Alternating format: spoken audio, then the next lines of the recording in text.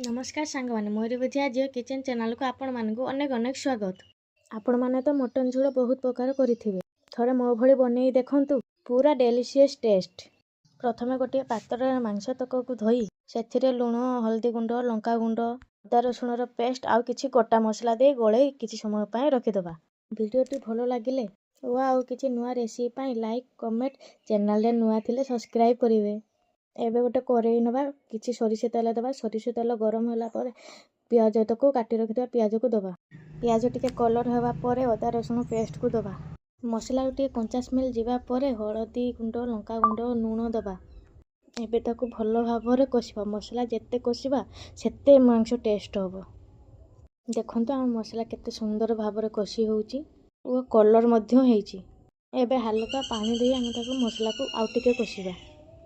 एही प्रोसेस रे गोटे चामच गुजराती और दालचीनी गुंड दबा।